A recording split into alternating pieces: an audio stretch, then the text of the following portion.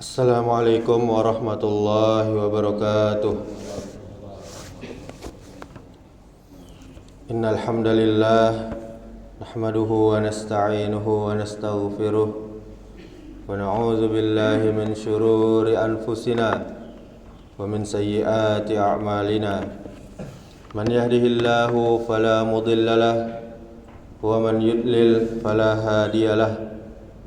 Asyhadu an la ilaha illallah wahdahu la syarika lah wa asyhadu anna Muhammadan abduhu wa rasuluh, amma ba'du. Kaum muslimin, kaum muslimat, jamaah salat subuh yang dimuliakan Allah Subhanahu wa taala. Kita bersyukur kepada Allah Subhanahu wa taala. Kita memuji Allah Subhanahu wa taala karena Allah selalu melimpahkan begitu banyak nikmatnya untuk kita. Nikmat sehat, nikmat iman, nikmat Islam, dan nikmat yang lainnya. Sehingga kita gunakanlah nikmat tersebut untuk taat kepada Allah Subhanahu wa taala, mengerjakan perintah Allah Subhanahu wa taala, beribadah kepada Allah Subhanahu wa taala. Kemudian salawat serta salam semoga selalu tercurahkan untuk junjungan kita, suri tauladan kita, Nabi Muhammad sallallahu alaihi wasallam, dengan mengucapkan Allahumma salli wa sallim wa barik ala Muhammadin wa ala alihi wa ashabihi ajma'in. Mudah-mudahan salawat kita bersambung kepada keluarga Nabi, pada para sahabat Nabi, dan juga kepada orang-orang yang mengikuti sunnah-sunnah Nabi sampai hari kiamat kelak.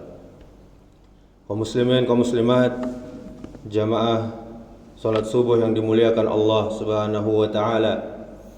Allah Azza wa Jalla menurunkan kitab sucinya adalah supaya dipahami makna serta diamalkan isi kandungannya, sebagaimana dijelaskan oleh Allah Subhanahu wa taala di dalam firman-Nya, afala yatadabbaruna al-Qur'an am ala qulubin akfaluha. Maka apakah mereka tidak memperhatikan Al-Qur'an atau hati mereka terkunci?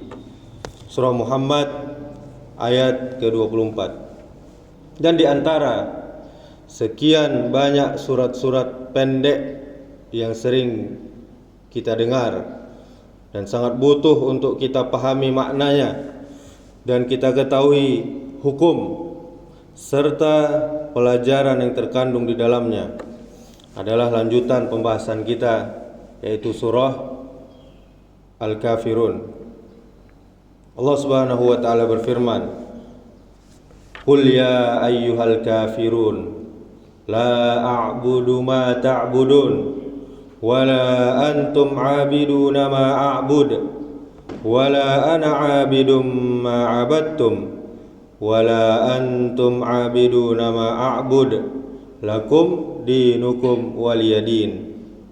Katakanlah, wahai orang-orang kafir, aku tidak akan menyembah apa yang kamu sembah, dan kamu bukan penyembah Tuhan yang aku sembah, dan aku tidak pernah menjadi penyembah apa yang kamu sembah, dan kamu tidak pernah pula menjadi penyembah Tuhan yang aku sembah. Bagimu agamamu dan bagiku agamaku. Surah Al-Kafirun, surah ke-109 ayat 1 sampai 6. Keutamaan surah Al-Kafirun.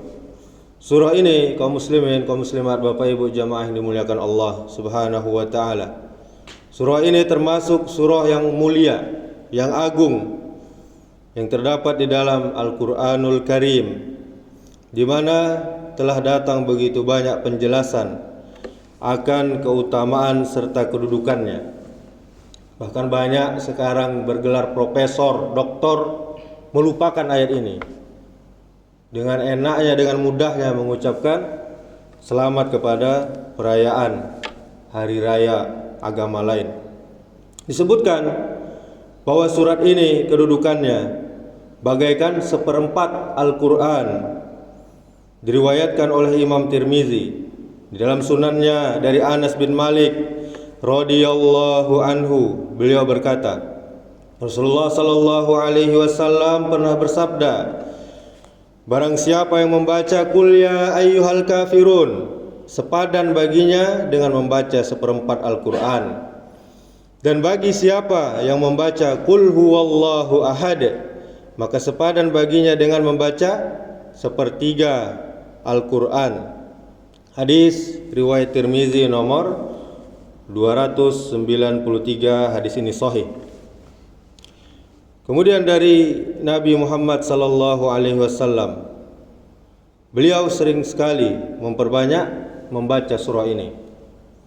Seperti apa yang dijelaskan oleh sebuah hadis yang diriwayatkan Imam Muslim dari sahabat Jabir radhiyallahu anhu, bahwa Rasulullah sallallahu alaihi wasallam membaca dengan surah ini, Qul ya ayyuhal kafirun, dan membaca Qul huwallahu ahad pada salat 2 rakaat setelah beliau sallallahu alaihi wasallam tawaf di Ka'bah.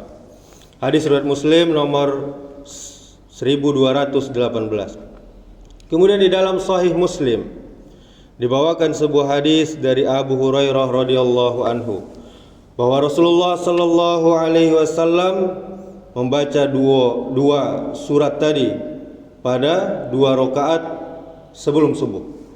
Jadi Nabi sallallahu alaihi wasallam pada salat qobliyah subuh membaca Al-Kafirun di rakaat pertama. Kemudian di rakaat kedua membaca Al-Ikhlas. Hadis riwayat Muslim. Kemudian dari Ibnu Umar radhiyallahu anhuma, beliau berkata, aku pernah memperhatikan Nabi sallallahu alaihi wasallam 24 kali atau 25 kali. Beliau selalu membaca pada 2 rakaat sebelum subuh dan seusai maghrib surah Qul ya ayyuhal kafirun dan serta Qul huwallahu ahad. Hadis riwayat Ahmad. Kemudian di antara momen yang dianjurkan juga untuk membaca 2 surah ini adalah ketika sebelum tidur. Sebagaimana dijelaskan di dalam hadis yang diriwayatkan oleh Imam Ahmad dari Farwah bin Naufal dari ayahnya radhiyallahu anhu, beliau berkata bahwa Nabi Muhammad sallallahu alaihi wasallam pernah berpesan kepadanya, bacalah ketika engkau hendak tidur Qul ya ayyuhal kafirun. Beliau melanjutkan, kemudian tidurlah setelah engkau selesai membacanya. Sesungguhnya surat tersebut sebagai pelepas dari kesyirikan. Hadis riwayat Ahmad nomor 224. Kemudian salah satu keutamaan dari surah Al-Kafirun adalah Rasulullah sallallahu alaihi wasallam biasa meruqyah dirinya sendiri dengan membaca surah ini. Jadi bisa kita pakai Bapak Ibu surah Al-Kafirun untuk niat meruqyah diri kita sendiri. Seperti yang dijelaskan dalam At-Tabrani di dalam Mu'jamus Shaghir dari hadisnya Ali bin Abi Thalib radhiyallahu anhu.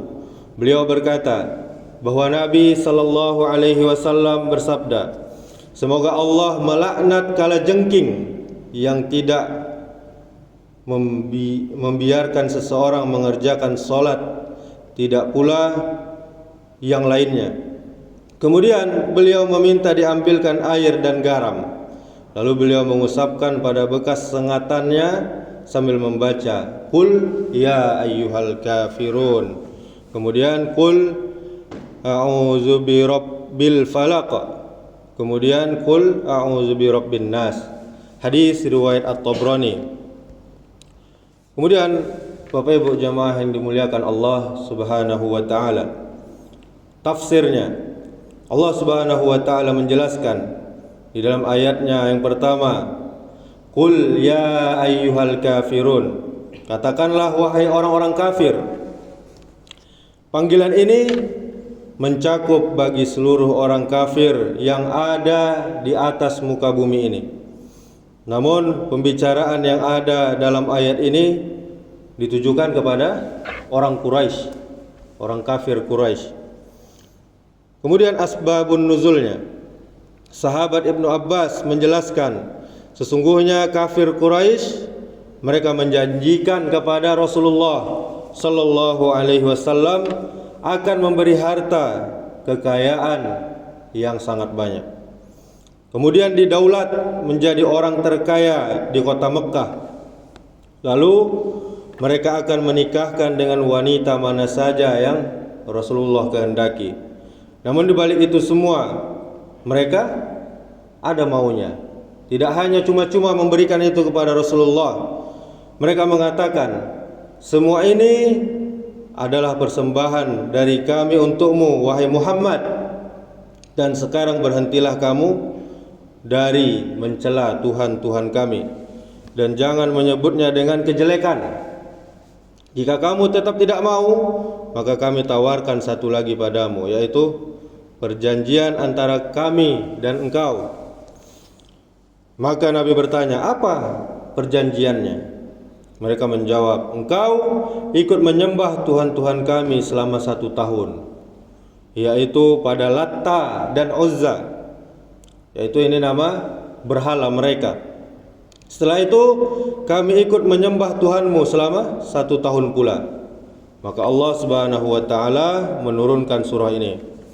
Kemudian Allah Subhanahu wa taala lanjutkan firman-Nya dan menegaskan, la a'budu ma ta'budun.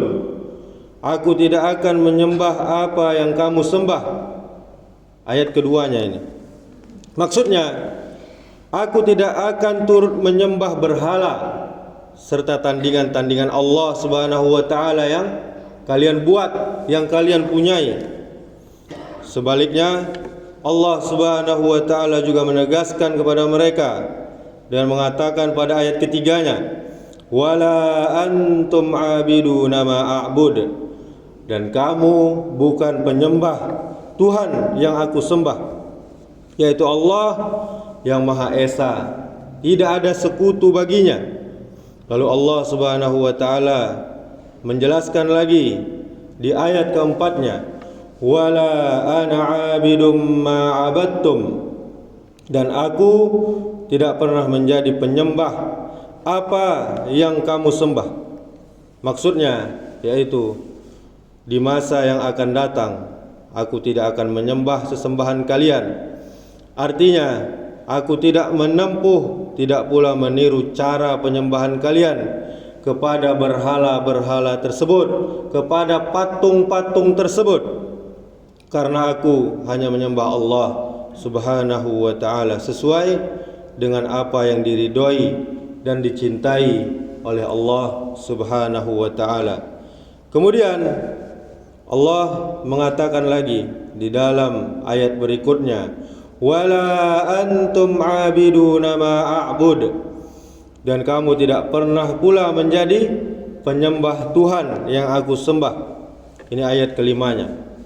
Maksudnya, kalian tidak usah mengikuti perintah-perintah Allah Subhanahu wa taala. Biarkan. Tidak usah kita membantu mereka, mengikuti mereka. Mereka sedang beribadah kepada selain Allah Subhanahu wa taala. Namun ibadah yang kalian kerjakan hanyalah inovasi yang kalian perbuat berdasarkan apa? Hawa nafsu kalian.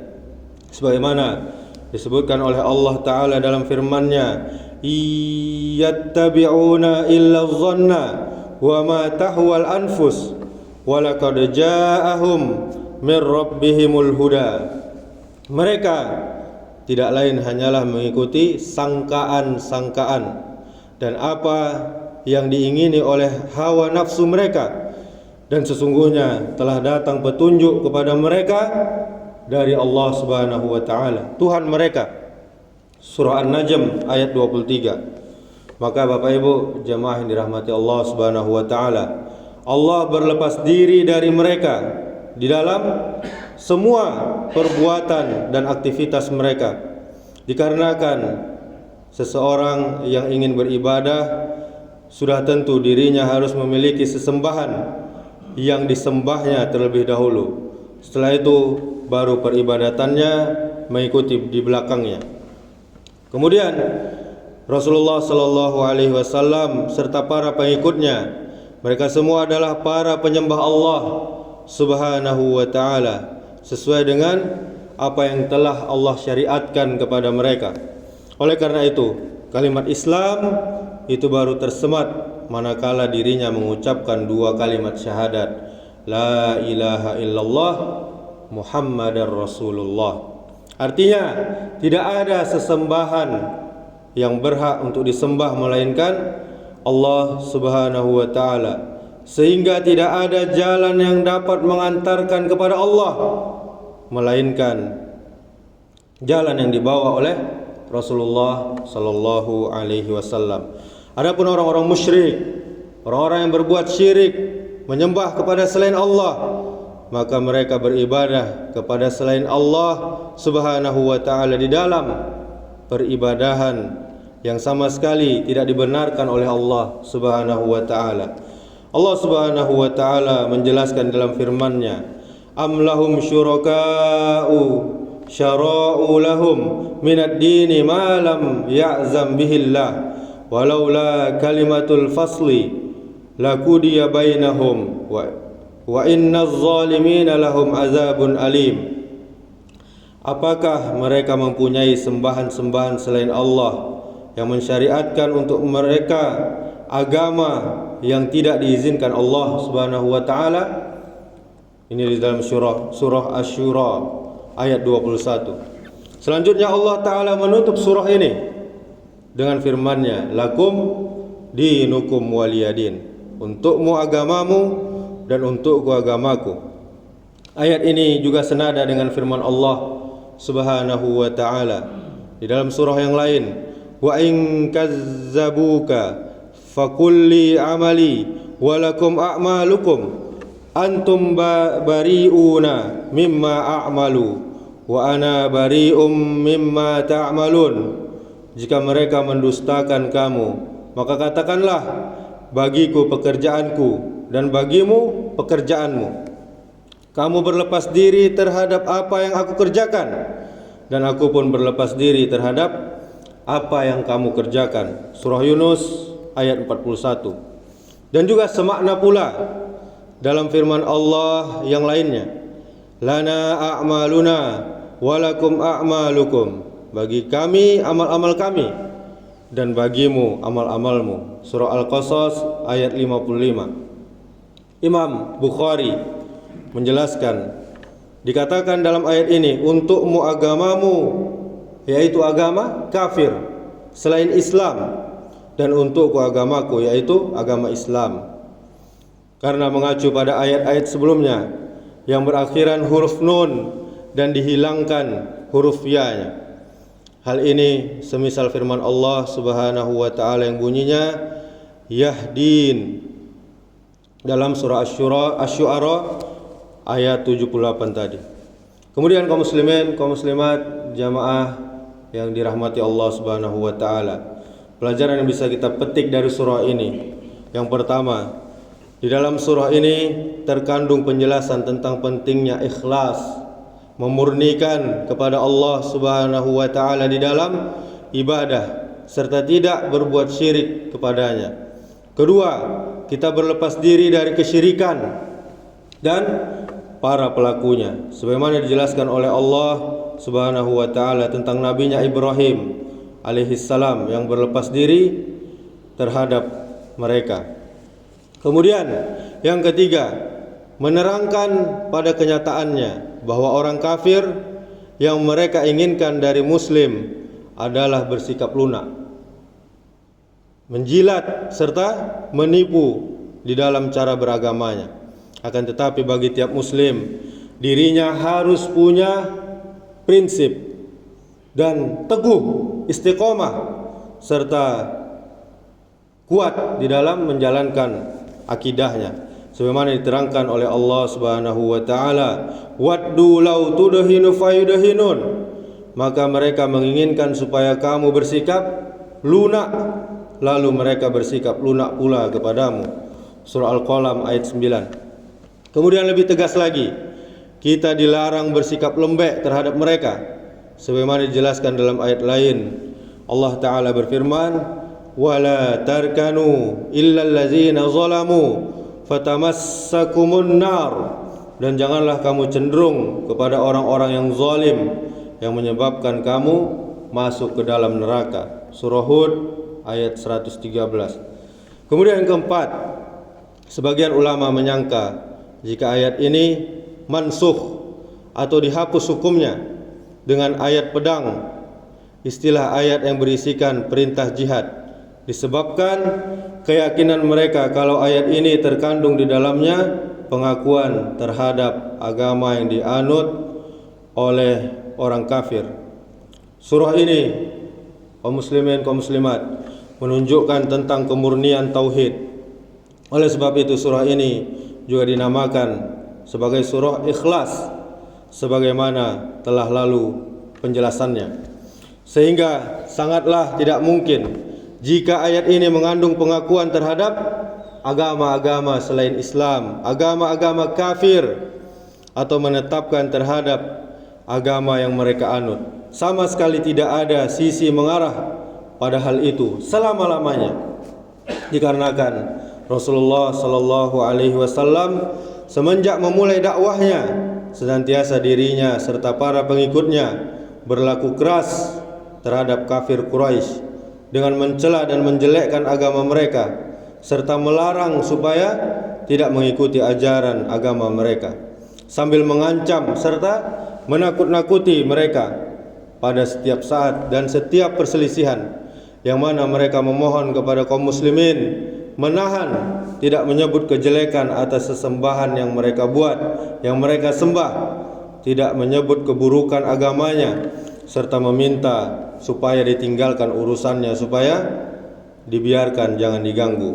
Namun beliau tidak menuruti dan tetap mengingkari serta mencela agama yang mereka anut. Kemudian yang kelima, penjagaan Allah Subhanahu wa taala terhadap Nabi-Nya Muhammad sallallahu alaihi wasallam agar tidak terjatuh pada peribadahan terhadap berhala, serta bentuk tidak mengabulkan urusan batil, urusan yang salah orang-orang kafir tersebut. Demikianlah kajian tafsir Al-Kafirun kali ini. Semoga menambah iman, ilmu dan takwa kita kepada Allah Subhanahu wa taala. Subhanakallahumma wa bihamdika asyhadu an la ilaha illa anta astaghfiruka wa atubu ilaik. Wassalamualaikum warahmatullahi wabarakatuh.